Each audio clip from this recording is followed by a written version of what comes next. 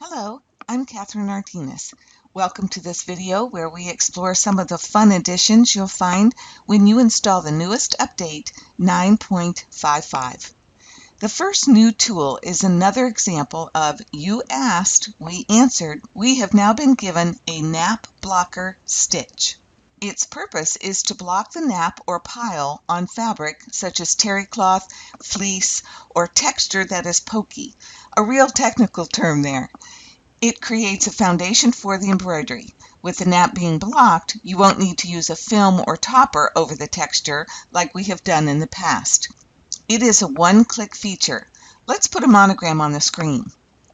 Using our monogram tool, clicking on our screen, we come up with ABC. Since this design will end up on a towel, we'll choose a substantial font.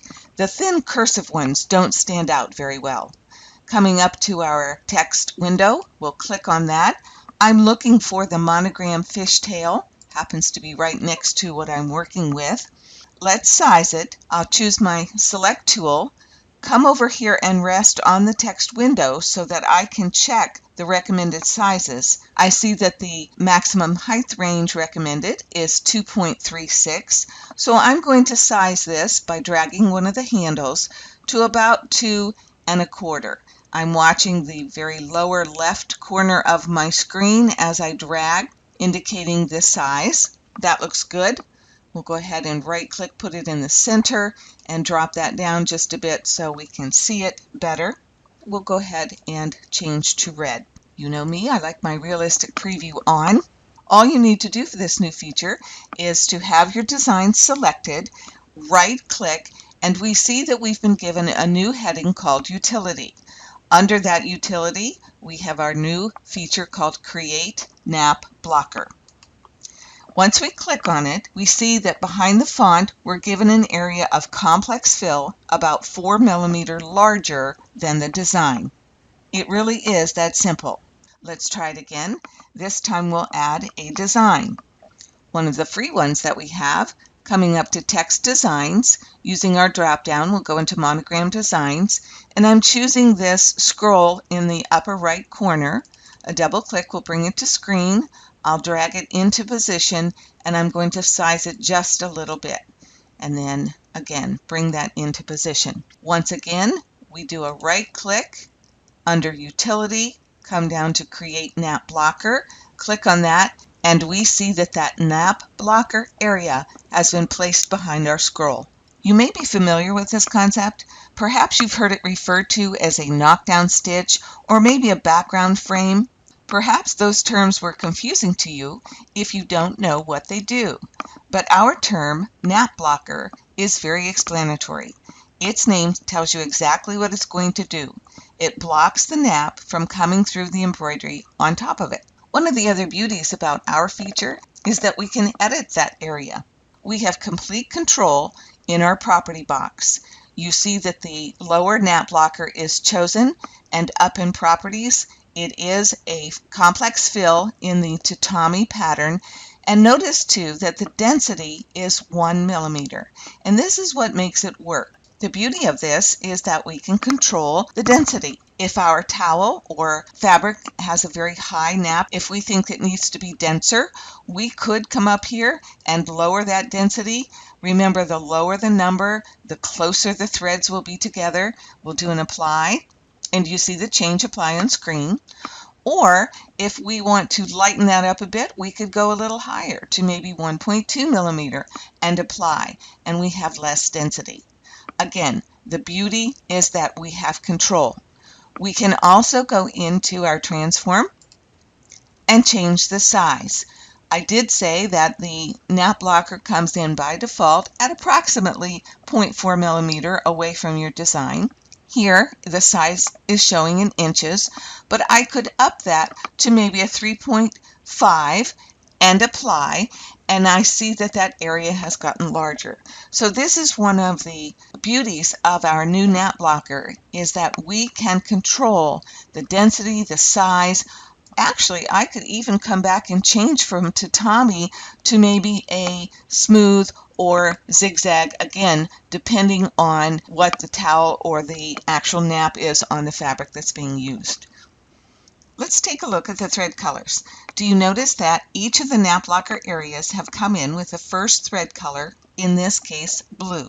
Also in sequence view, we see that each nap blocker area is placed immediately above the item from which it was created, and that's very logical. Speaking of logic, let's think through our project. In this case, a towel. Doesn't it make sense to have both nap blocker areas done under one color stop on our embroidery machine? And chances are we would want this nap blocker to stitch out first because it's leveling the nap for us and allows the decorative stitching to rest on top. So before we save our design, we would want to do an edit, resequence by color. Here we have the blue of the nap blocker above the red monogram, again the blue of the nap blocker above the yellow scroll. We come over to Edit, come down to Resequence by Color.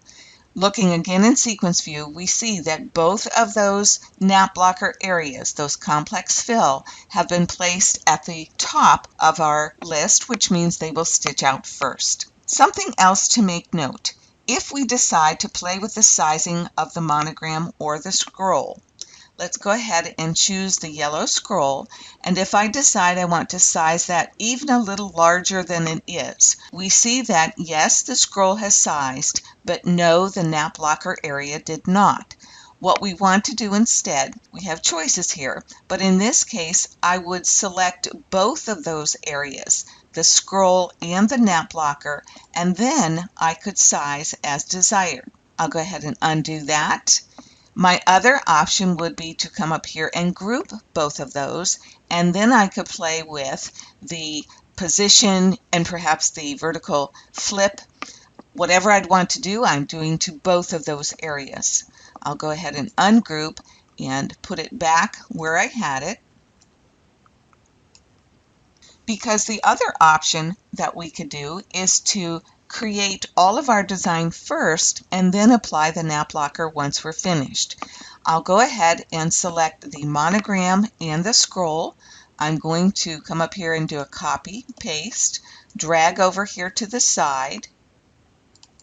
I do want to select the yellow scroll and group that, and this way I could play and position and size all of the parts of my design as I would like to do that. Then once finished, I could select both of those, right click, come to Utility, come down to Create Nap Blocker, and you see in this instance I have applied the nap blocker area to the entire design. So really it is joined right here in this area as opposed to having both of these separate. There's no right or wrong here, it just depends on the look that you're after on your project. If you want those particular designs closer together, it might make more sense for you to do that and select all of them and then apply your nap blocker as opposed to having them separate. We're going to borrow this particular one. We'll go ahead and do a copy, clean screen, paste it on our screen, right click, center origin. I do like my 3D on. I'm going to drop that back to be 100% so it's not so much in our face. And one of the things now to talk about is at this point that nap blocker might look way too conspicuous on the screen, and in this color, this blue, it does. But when you stitch it, you'll want to match your thread color to the towel or fleece for the nap blocker to blend in. We'll take a look at other samples here. The nap blocker is not supposed to be a design element. It is a utility stitch, which means it's doing a job for us. Here we see that all of these nap blockers have been done in thread that matches the towel. If you are on your screen and you want to get a better feel of what that nap blocker will look like, we do have some features that we can play with.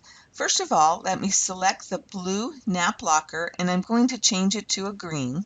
Then come down here in the lower right of your screen to where we can change the background color. And I might then want to pick a soft green. That gives me a more realistic feel of what that nap blocker is going to look like on my project. So do remember that you have those at your fingertips. Let's take a look again at these towels. Whereas these projects came out quite nice, take a look at this one. There are variables involved in your projects. In this case, the most important variable is the towel. This brown towel is a quality heavy terry, but not new. This is a great example as to the importance of doing test stitch outs.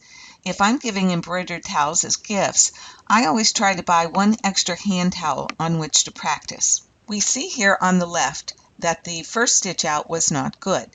We need to see what went wrong with that and do it again, make those changes so that we produce a better sample on our test. Other variables would be our thread weight and bobbin thread.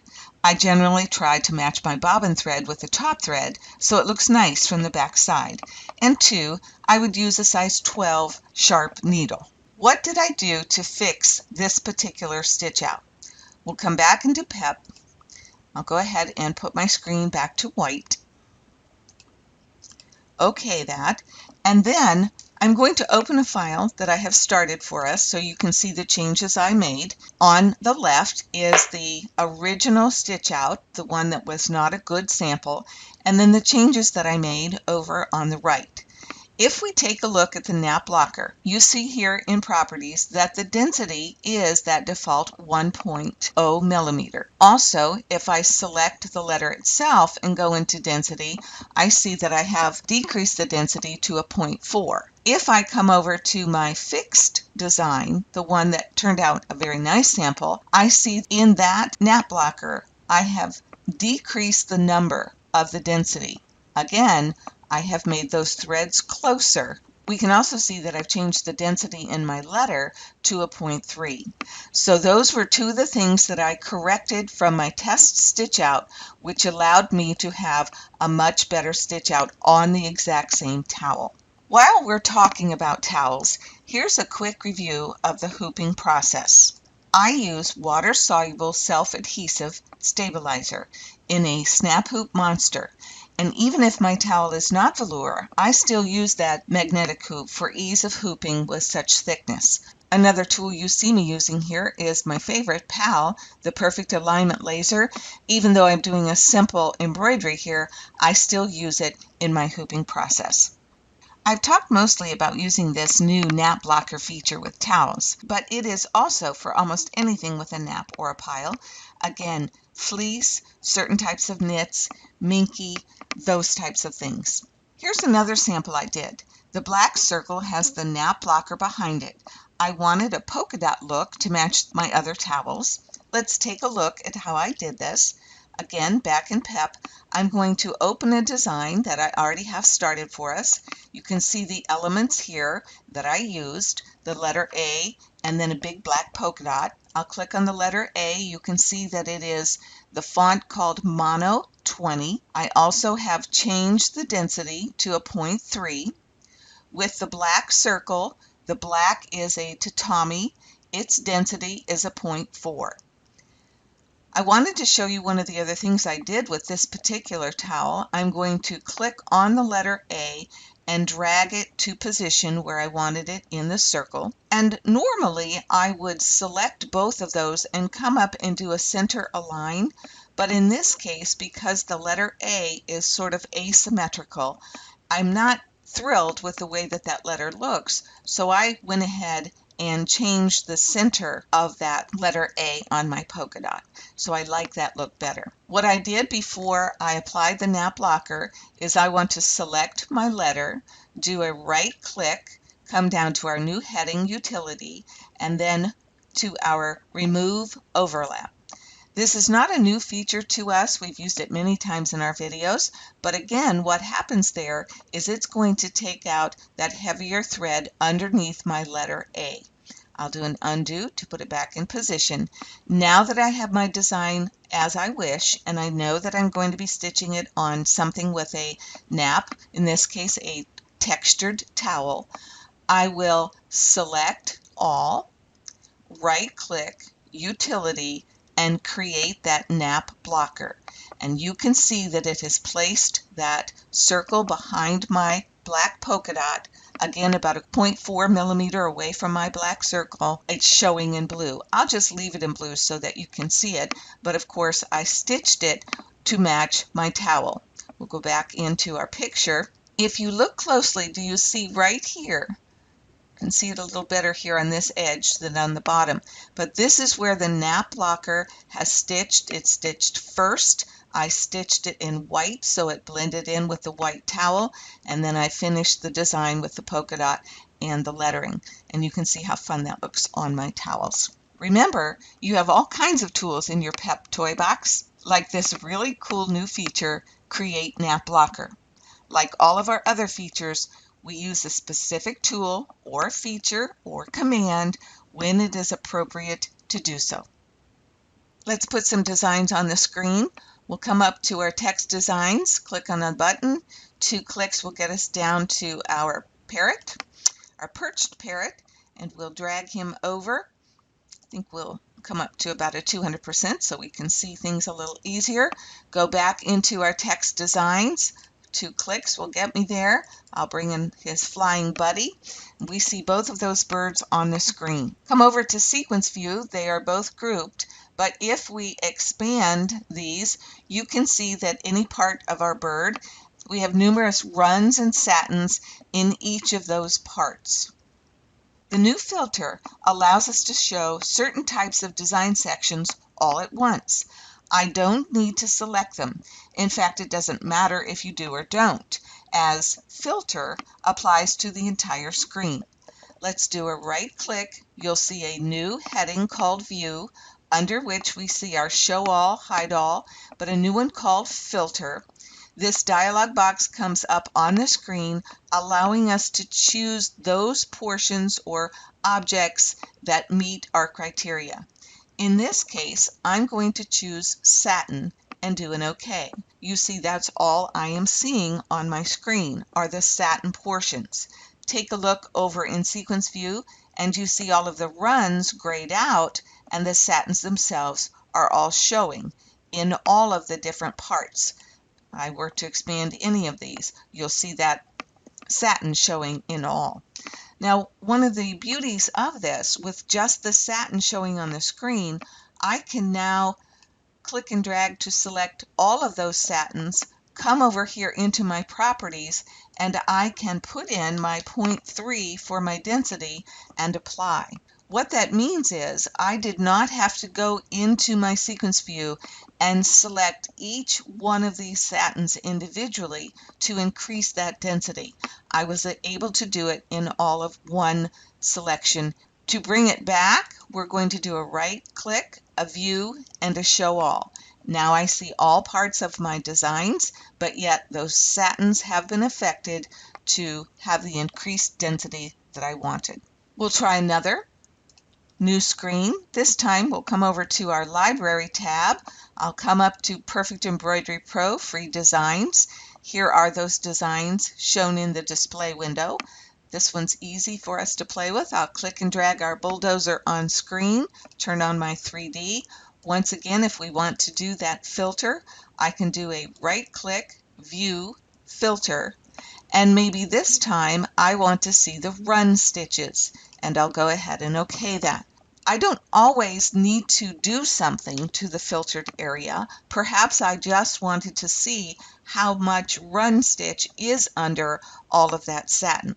So I look at that and see that it's going to give it a very good foundation when that stitches out. We don't do our undo to bring it back. Rather, we do a right click, view, show all. We'll try one more. Again, I'm still in the library over here. I'm going to scroll down to find my rows, click and drag that to screen, turn on my 3D. Again, I can do a right click, view, filter. The rose is selected. Remember, it does not have to be. I'm going to take a look at the satin and do an OK. And here are the satin stitches in that design. Right click, view, show all. Right click, view, filter, and this time let me take a look at the run stitches, and I see that I have quite a number of them. Let's say that I want to move forward and have this more of an artsy look. I might want to come over here to sequence view, and I'm looking at just the runs. I'll select that area and delete it, and that gives me a very fun look here. Let's scroll down and I will choose this red, hit the delete on my keyboard, and you can see that we have a different look to our rose, a little bit more artsy than the original heavier, dense rose. With this fun look on screen, I can select all of that, do a copy, come into a new screen, paste, take a look at that. Let's come over to sequence view. If I expand any of these, you see that I have just brought over the run stitches, but at this point I could do a file save as and save this as rose art and go ahead. I have a brand new design based on this original rose that we were given as part of our free designs. So lots of fun that you can have. Filter can be a utility, but it can also help you create some fun, different looks. When talking about filter, we need to also refresh ourselves about another feature called Convert to Outline. If I do an open, I want you to pay attention right here to this feature called Convert to Outlines, and you can see that it has a check mark in it. I'm going to go ahead and open up an existing machine format design, in my case a PEZ because I have baby lock machines, and we look at this design, go back into sequence view, and if I expand these, you can see manuals, runs, satins, and so forth for each of the different sections or objects of this design. We'll do this again. We'll do an open, but this time I'm going to remove the check mark of Convert to Outlines. Go ahead and open that exact same design and take a look at it. We will do a right click to expand all, and here you see the difference. When that check mark is removed from the opening of a design, we can see that it treats that design differently.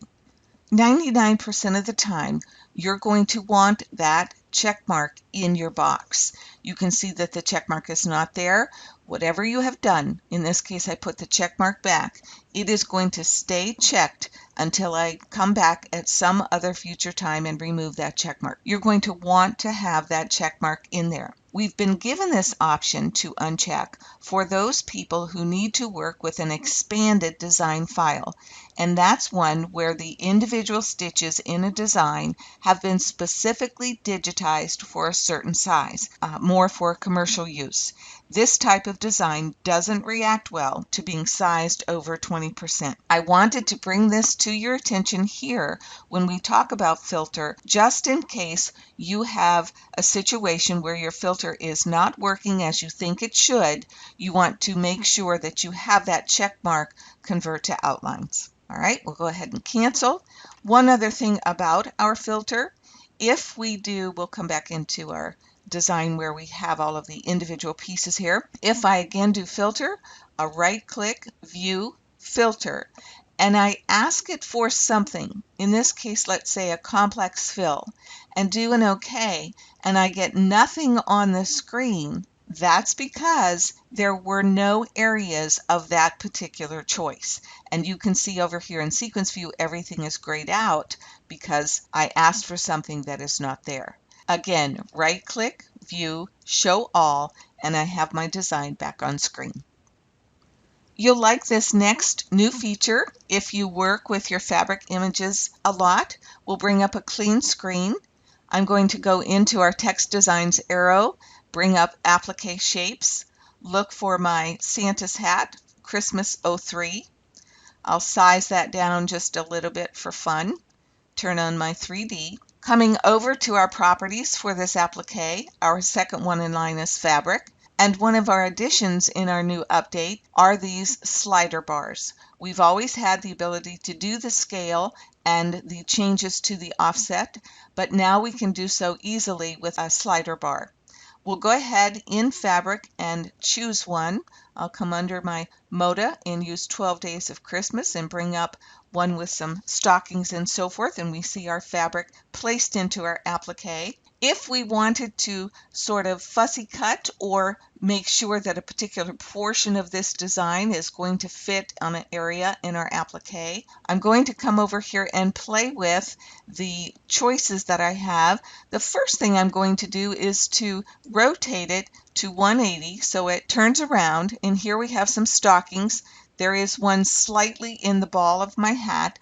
So if I want to play with my X and Y axis, I can move that stocking over a bit and play with the up and down, and I see that that hat is just large enough for that stocking to be placed right there. So if I would like to size that hat ever so slightly to see just a little bit more of that fabric in there, I can do that and play.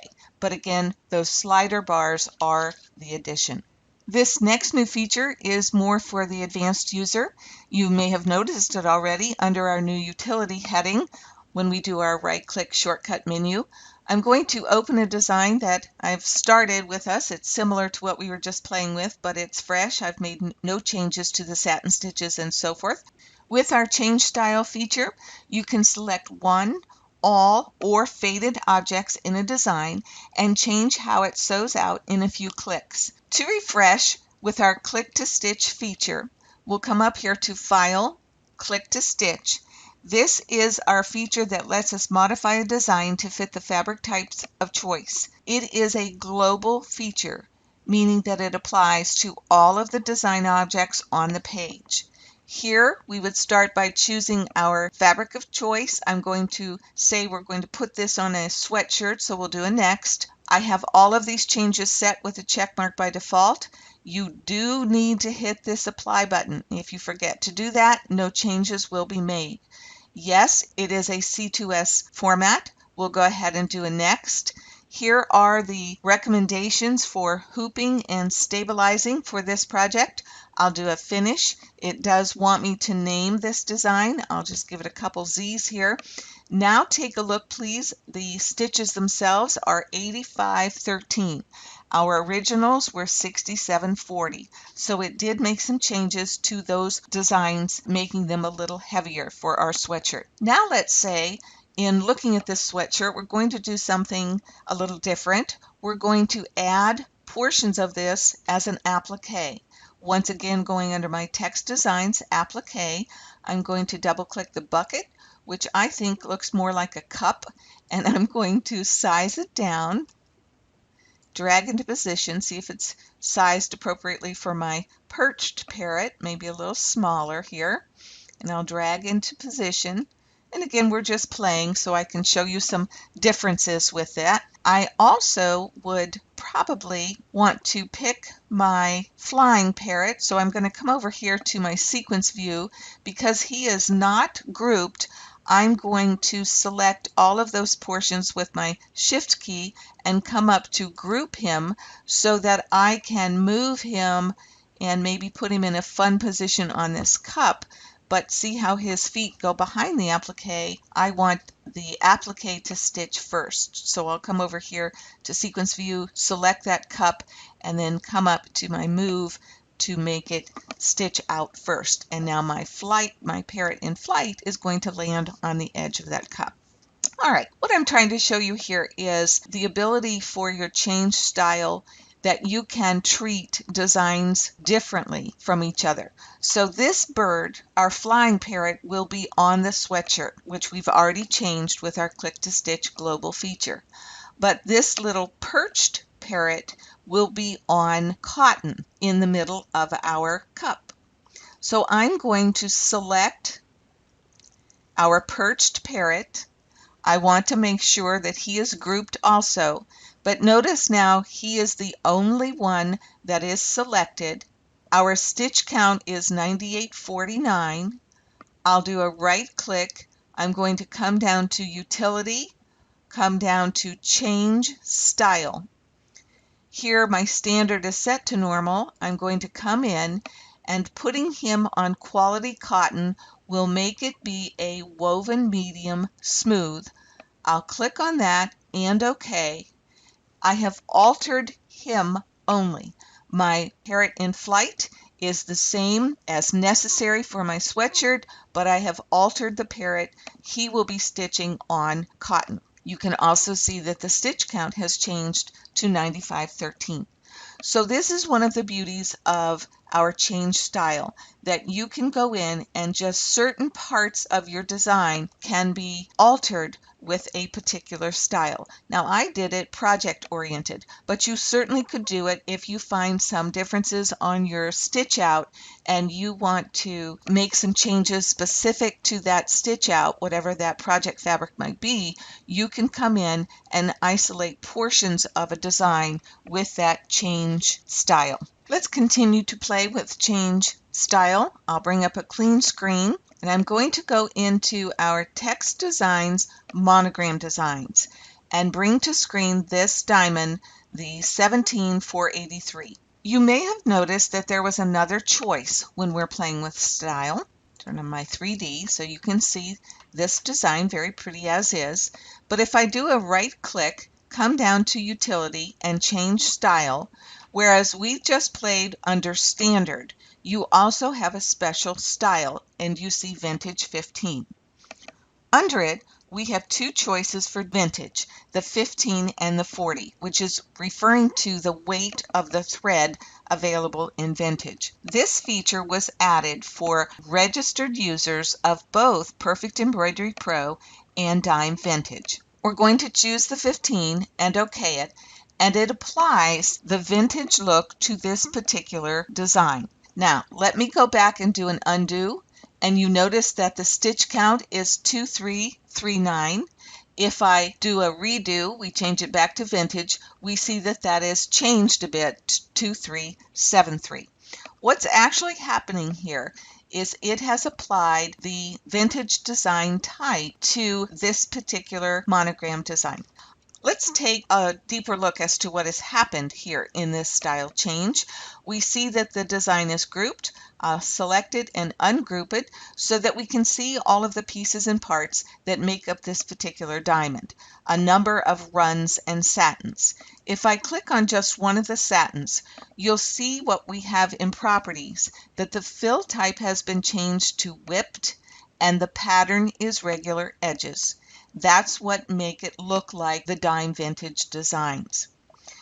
If I want to make a change to all of these satins, I can also use my filter. I'll do a right click, view, come back into our filter feature. I want to choose all of the satins. So again, all of the satins, none of the runs, and do OK. Just the satins are selected. I will go ahead and select all of them and come over here to my properties and change the pattern from regular edges to irregular edges and apply. There's just a slight difference there, but it's kind of funky. I like the edges of that. So we've used our filter. Again, we'll do a right click, view, show all. The design is back as it should be, and we have a very fun look to this diamond. I probably would finish it off with a monogram in the middle. We'll drag that and place that into the middle as is, and there we have a very fun design.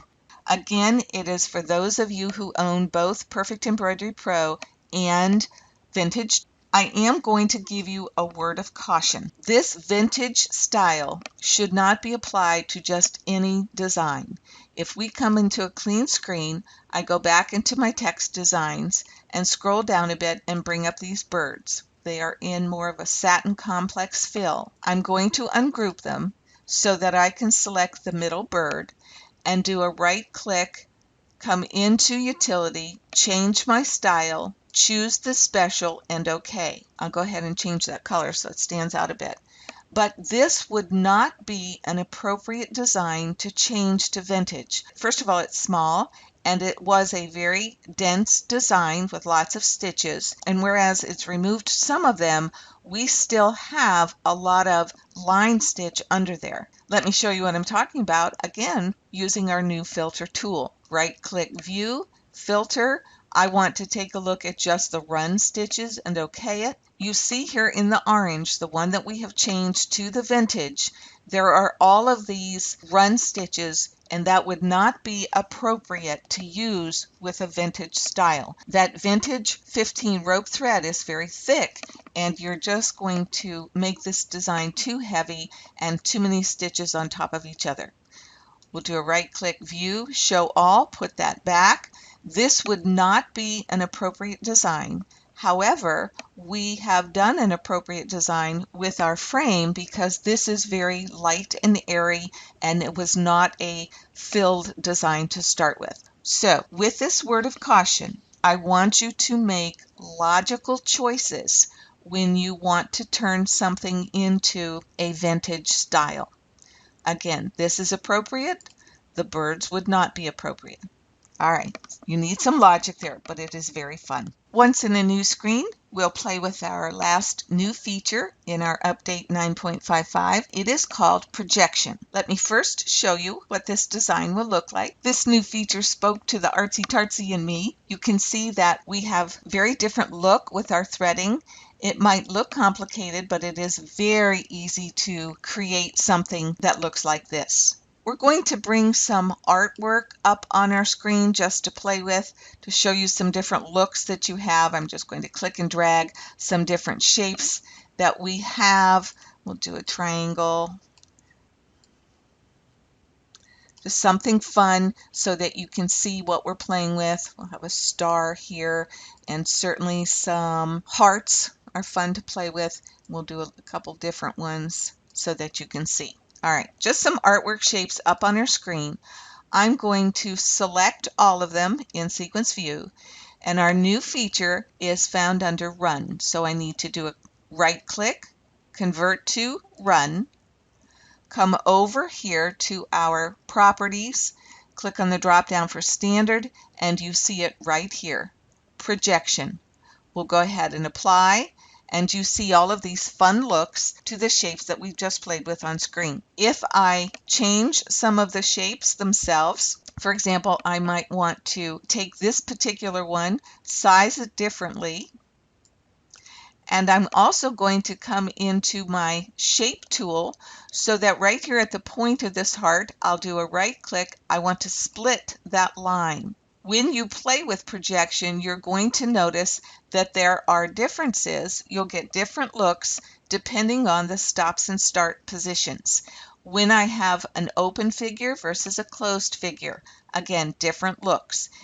If I take a point and I play with it and drag it out and apply, again, different looks with our horizontal vertical lines. And perhaps I come over and reach over an existing point and apply, and you can see how very fun this becomes when you are playing. There is no right or wrong here. You may play until you get the look that you want. Let me drag out this point just a little bit, and I'm going to do a right click, make that a smooth, and apply, and you can see our differences. Again, drag that point just to be something fun and funky. I had that apply, and you can keep going and making different looks to your shapes. Also, when you play, you can control let me get my select tool back. You can control the density of a design. I'm going to copy paste this heart so you can make the comparison here.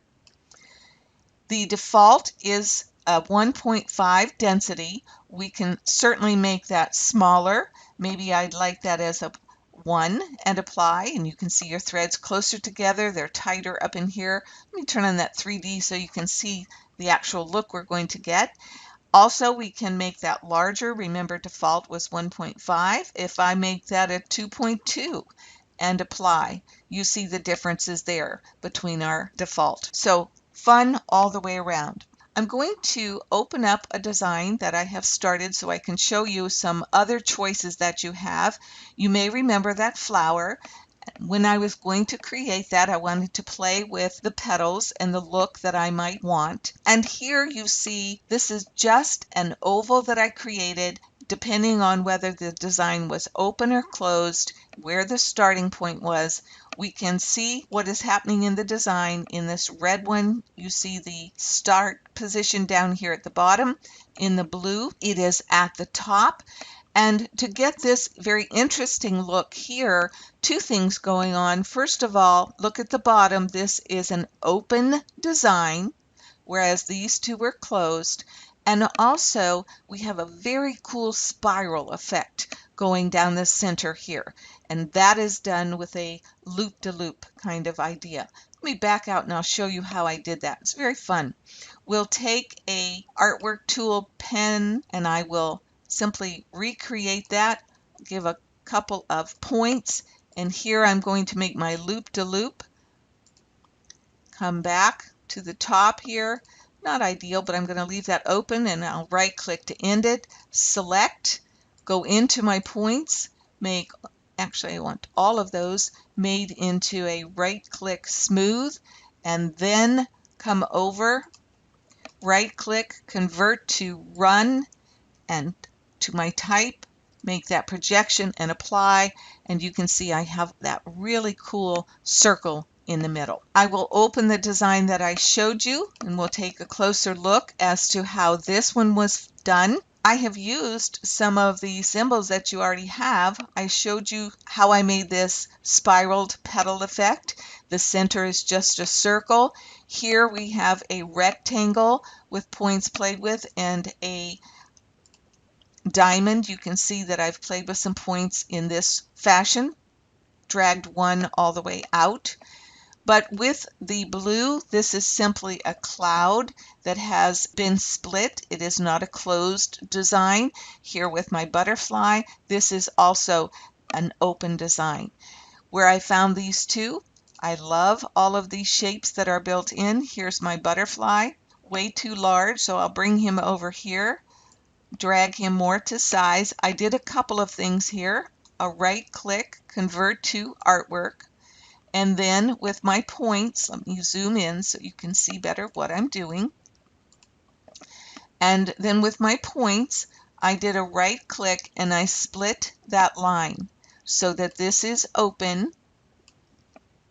Now, coming back out, I can select it, right click, convert to run, come over to type, projection, apply.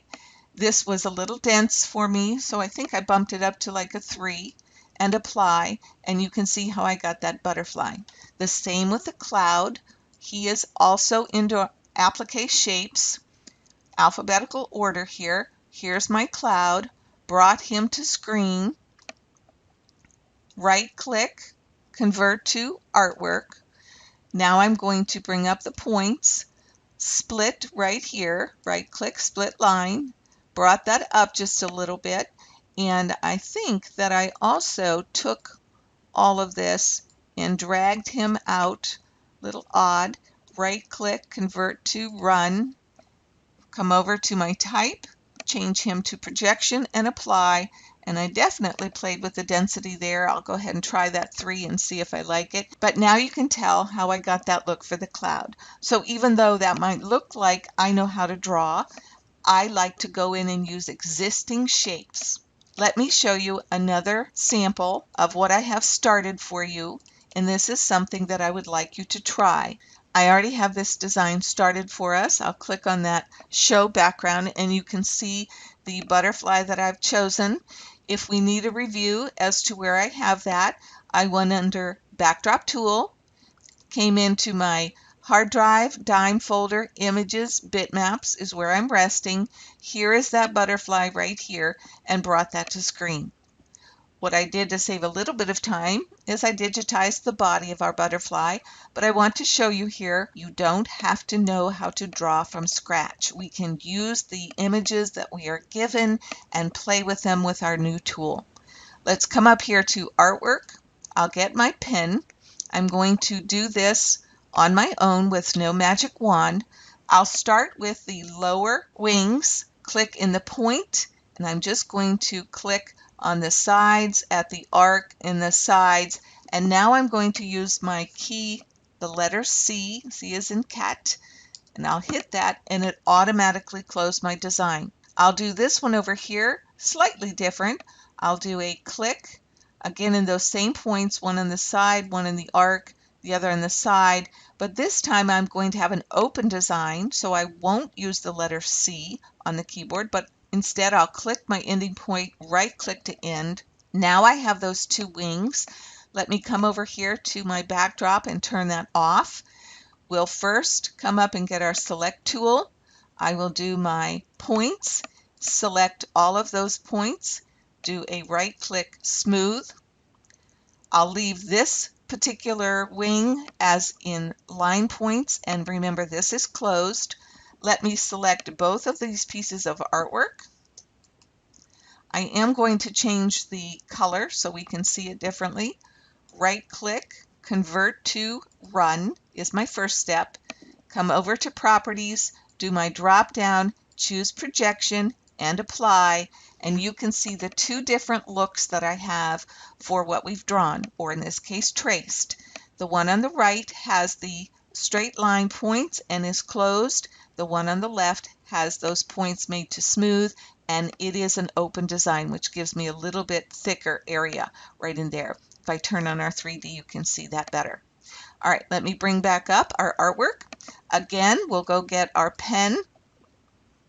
I will click on these points. That's what makes this artwork trace so very fun. And again, no right or wrong here. You can be as specific as you want to. I'm going to click and then hit the letter C on the keyboard to close that up. I'll do the other wing, and here I'm going to do some of those loop-de-loops. So there's my point. I'll click here, go into this curve, and now I'm coming into the wing itself and giving myself that little loop-de-loop, setting my points. Again, another little loop-de-loop, and that loop-de-loop really requires 3 points. Click back on that one and then finish up the wing. And again, I'm going to leave that wing open so we can see the difference. A right click to end. I have that set to green. We'll go ahead and turn off our artwork. Get the points tool. I'm going to change all of these. Right click, smooth. And now I will select both of my wings. Right click, convert to run. Come over to our type, set that to projection and apply, and you can see how fun our butterfly looks. Those little loop-de-loop corkscrews are very easy to do, and it really makes a fun look if we go back into our picture of what I stitched out. This is one of those features that's just plain fun, and please experiment with it. There is no right or wrong to what you end up with. You're just seeing how it works. Please go back and do the butterfly wings as I did, or move your points around to see what you get. So, some really cool features in this newest update. Some, like the nap blocker and filter, make our job of creating and editing easier. Those like projection just challenge the kid in each of us to simply play.